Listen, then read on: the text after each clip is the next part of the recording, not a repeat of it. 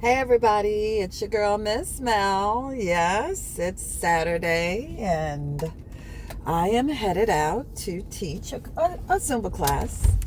Um, but so this class is a little ways away, so I have a little time. So just want to we're going to talk about um, how to drive a narcissist crazy.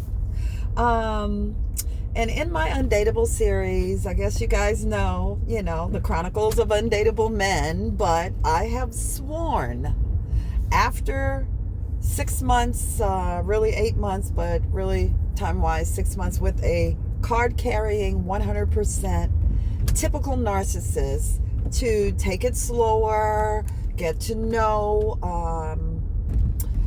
if I'm talking to anyone, really get to know them before we do a meet and greet. And like I said, undateable men out there. I'm a little old lady from Missouri, over 50, trying to find love online.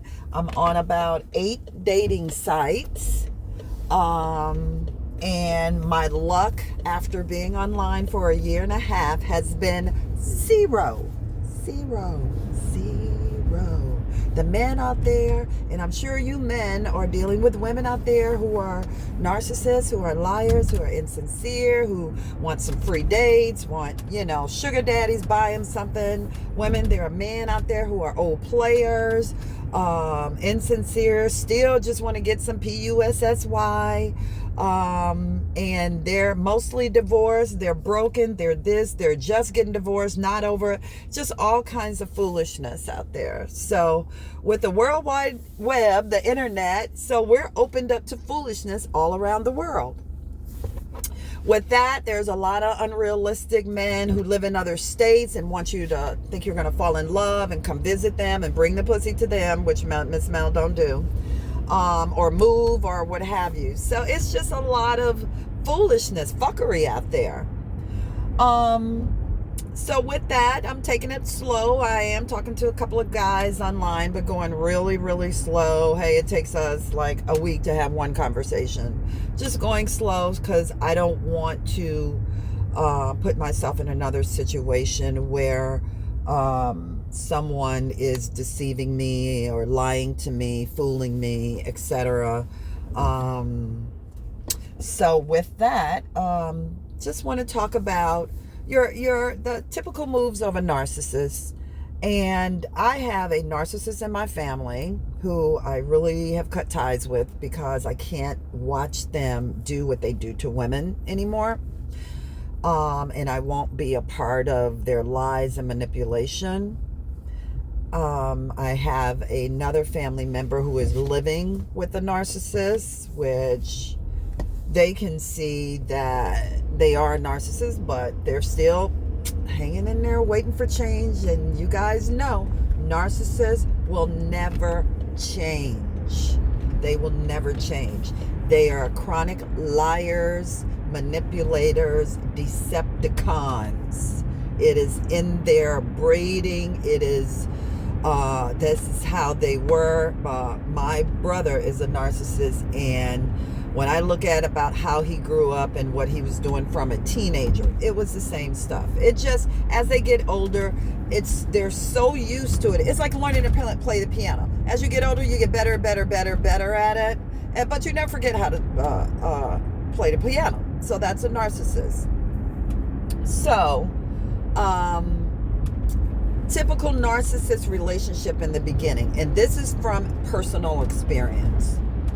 Number one, when they meet you, they look for a prime grade A supply. And when I say supply, that's that person, that empath who is honest, caring, loving, appreciative, looking for a relationship, wants a relationship, lay it all on the counter, lay all her or his cards on the counter. They're open to love.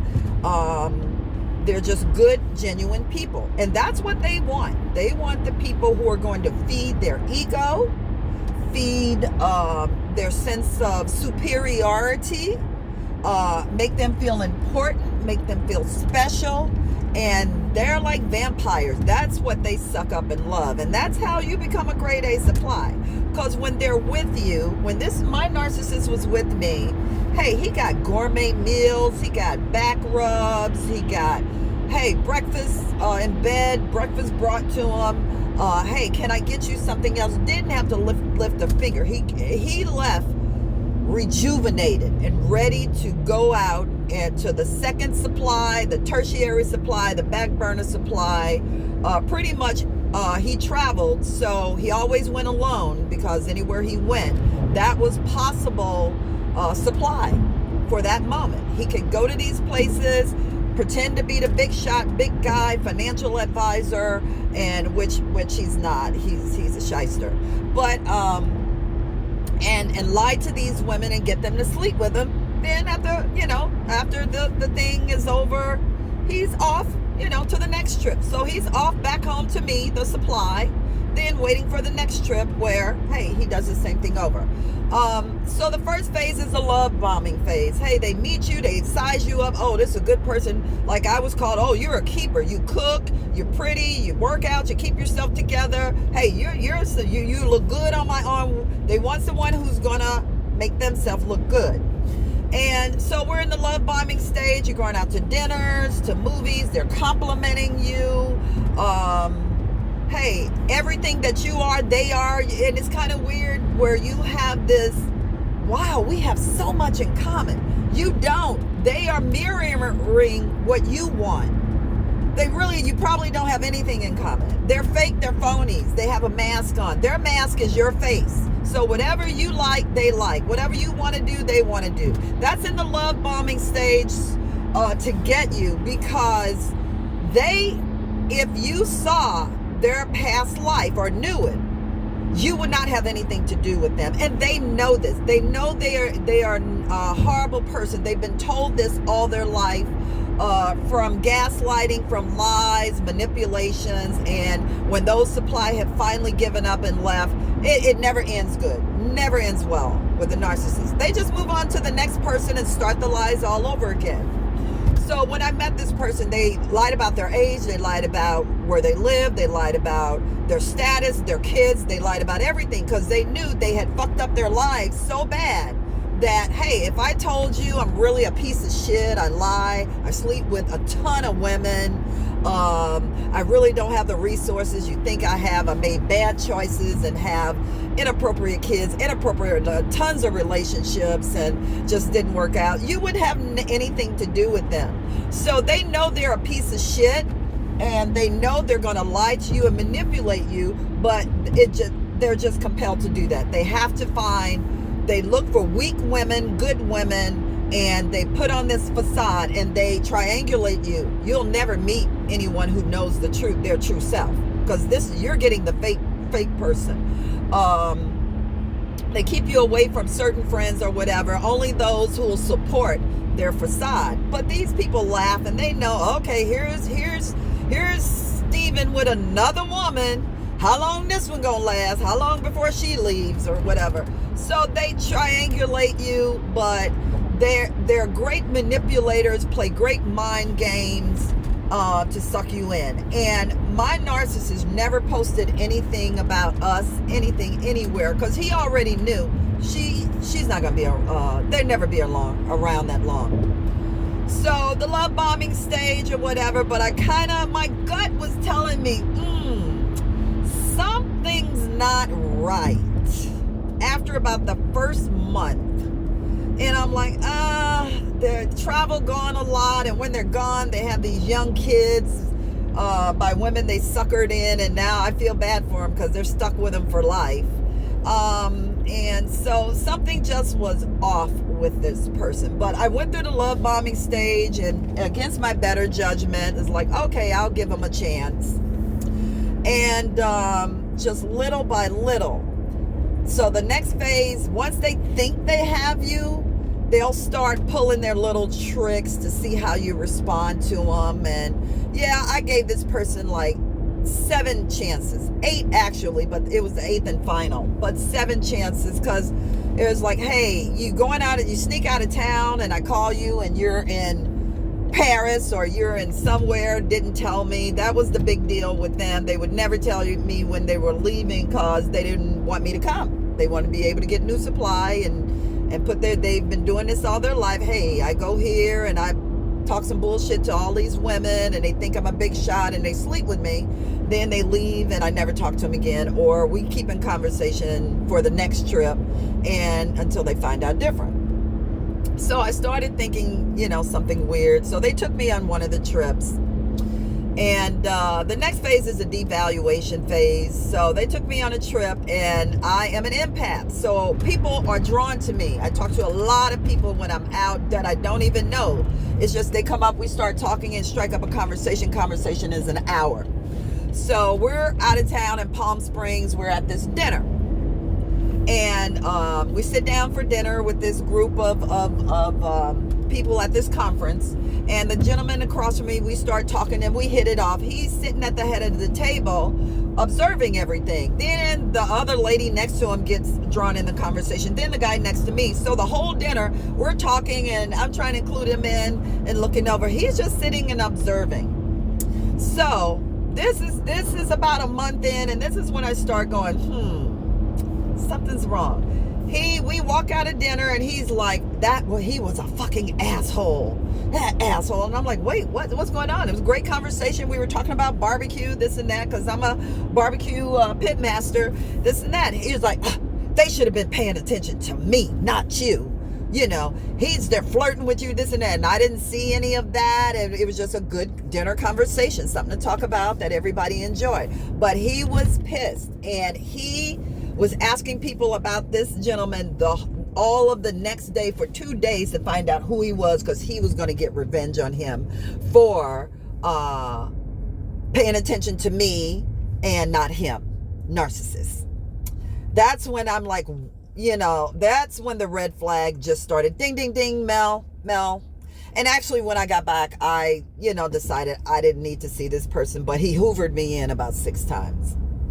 So that was one of the things. The other thing in the devaluation, so I wasn't good enough to have a conversation with all these highfalutin people that he deals with. It should have been him. The other thing, in asking him about his life, it was always, why you want to know? An argument. Why you want to know about my past relationships, this and that. Oh, and they would give vague answers. Oh, we went our separate ways. Or, oh, she wanted to get married. I didn't. Or she wanted to move in. Or I really wasn't that interested in them. And that wasn't the case. These women, like me, they get fed up with all the lies. They start figuring narcissists out. And they bounce. And you're lucky. You're smart, intelligent, beautiful, lucky self. You are lucky if you did that. So, the devaluation stage is next. And that's time where they think, hey, she's in here. I've done a couple of things. I've hoovered her back. She's here. I think I got her. So, I need to start putting her in her place. And they will work on your self-esteem, your self-worth. They will gaslight you, think you're going crazy. Maybe it's you. You're the bad person, not them, for calling them on their bullshit. And it was funny that every time I mentioned ex-wives or baby mamas, they were always bitches. They were horrible people. He said his ex-wife was dirty, disgusting, didn't clean, didn't cook. He really should have never married her. She just got pregnant to keep him, all of that. But you had 2 kids by her. And they have short-term relationships. But I think all his marriages 2 of them were less than 5 years, and 2 of them he was married 4 times, less than a year. Just bullshit. They find out they're a narcissist. And the baby mama never got married because she figured out his bullshit in the beginning. Oh, and he calls her a lesbian and she's an awful person because she found him out and took the baby and left at 3 months.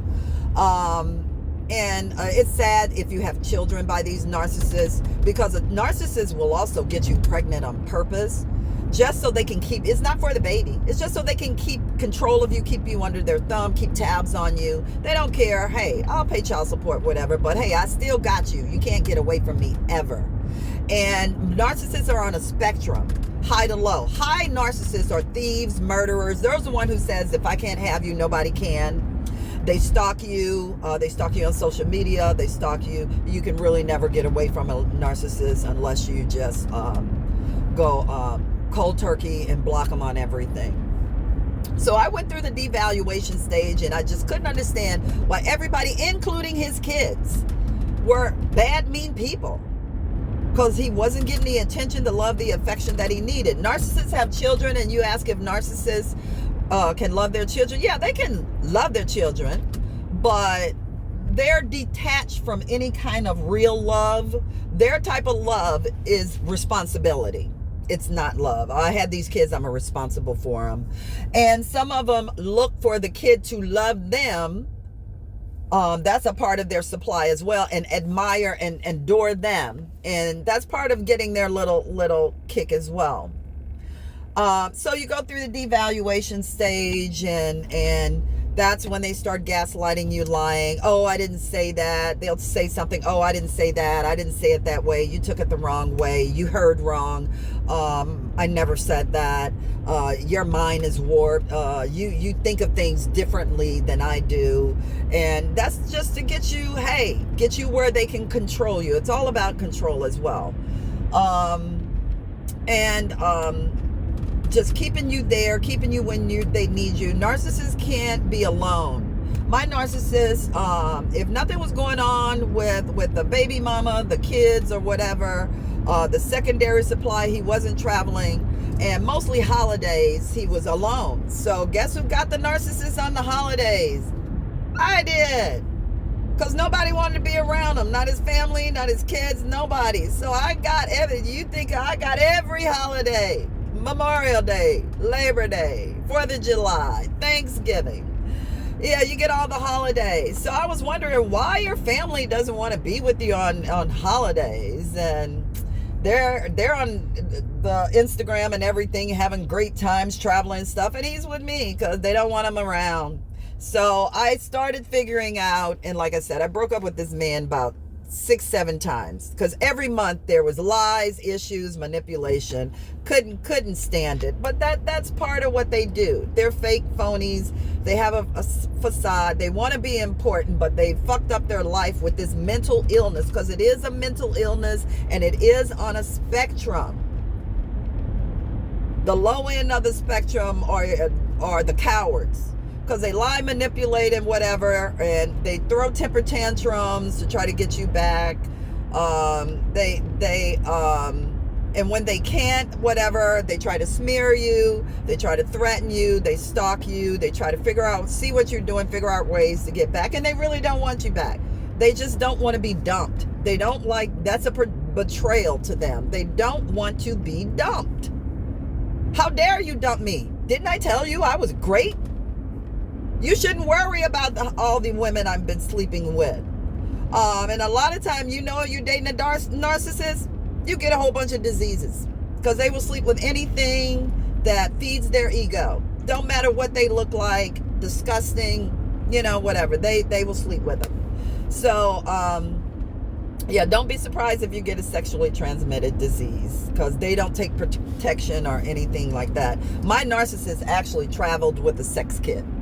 He had condoms, he had lube, and he had a tripod, because he filmed all his sexual encounters and took pictures. Yeah, he's a pretty bad person, pretty bad deviant.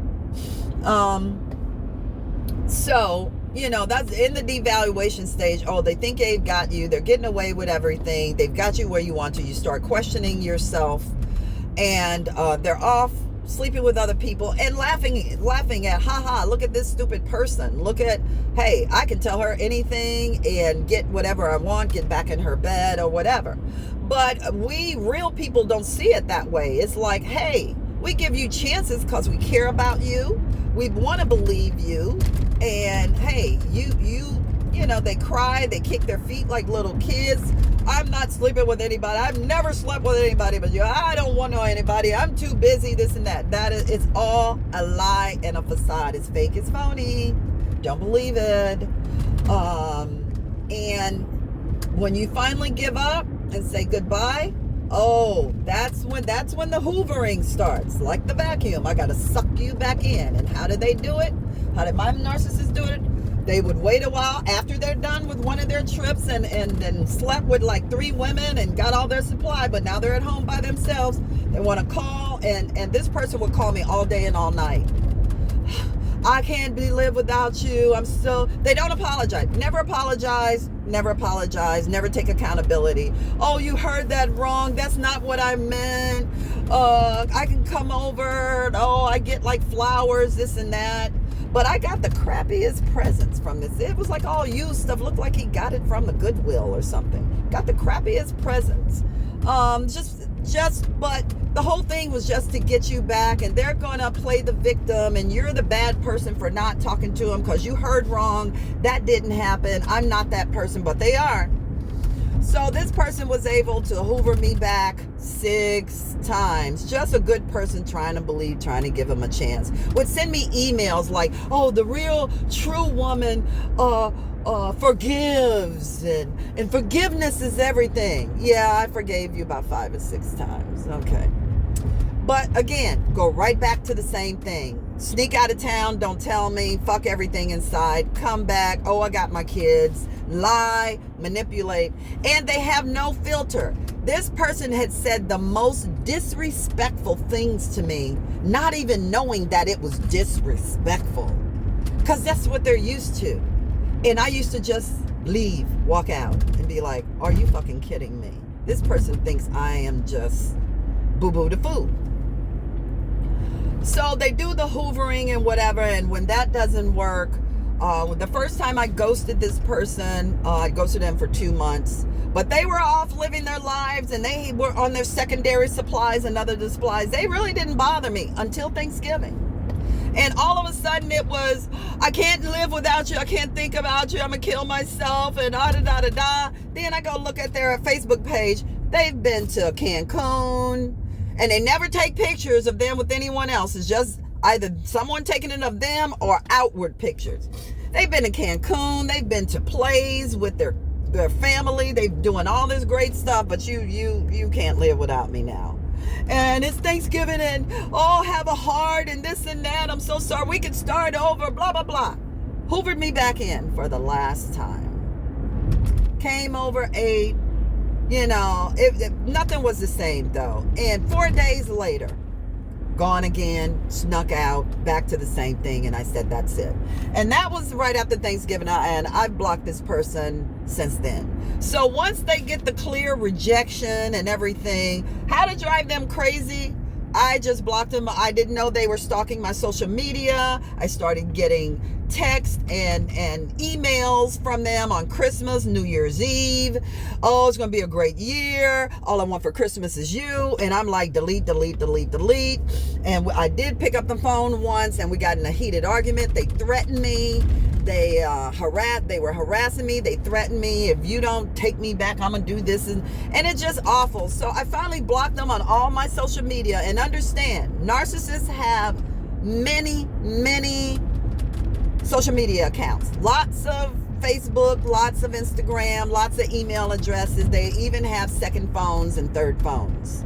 Because if you saw the shit that was in their phone, you wouldn't even let them touch you. You wouldn't even deal with them. Because that phone is telling their life.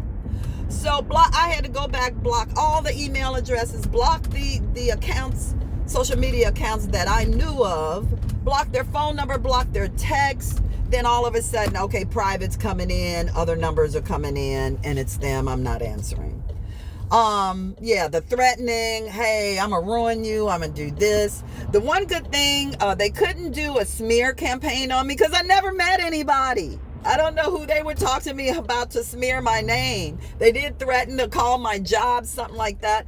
But they will try a smear campaign. If you guys have the same friends, they will say, hey, you dogged them, you cheated on them, you were a lesbian, like he always calls his baby mama a lesbian, and this and that. They will smear your ass. I went through it all, and it was just amazing how these people can look you in the face and lie to you every single day without remorse, will not even take accountability, will pretend it never happened and they never said anything. And you guys know what you've been through. But if you're worth anything, like me, I got out. I recognized it a couple of months in and got hoovered because I had never really, but once a long, long time ago, experienced a true narcissist.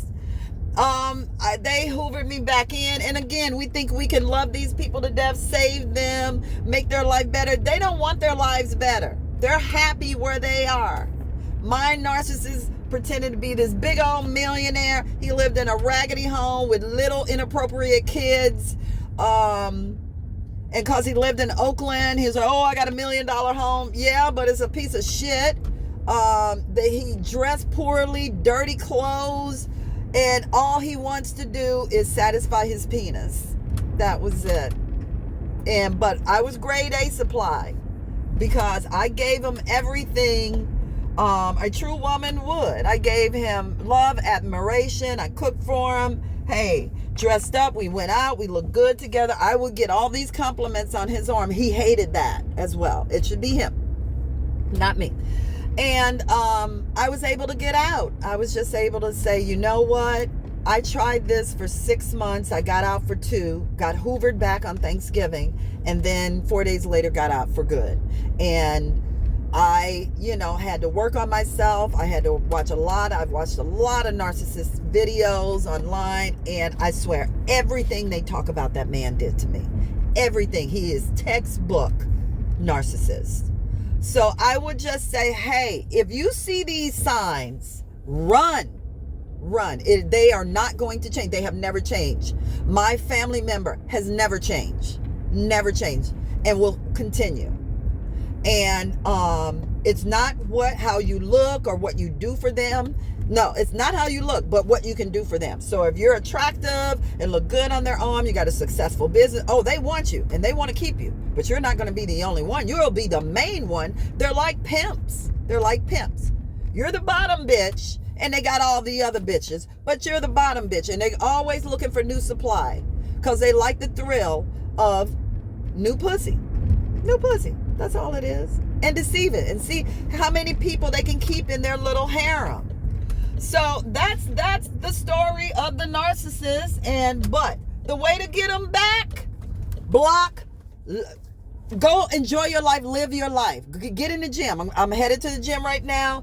Get yourself looking good. Get some hobbies. Don't think about them. Block their asses. The best revenge on a narcissist is not to give a shit. And I wouldn't give a shit if this person lived or died. They're just disgusting. So do you, boo. Do you. Do your thing. Do you. Leave their asses alone. It is not worth your self-esteem, your dignity, your self-respect, any of that. Leave their asses alone. They mean no good to you, but just want your pussy. Have a great evening. Bye.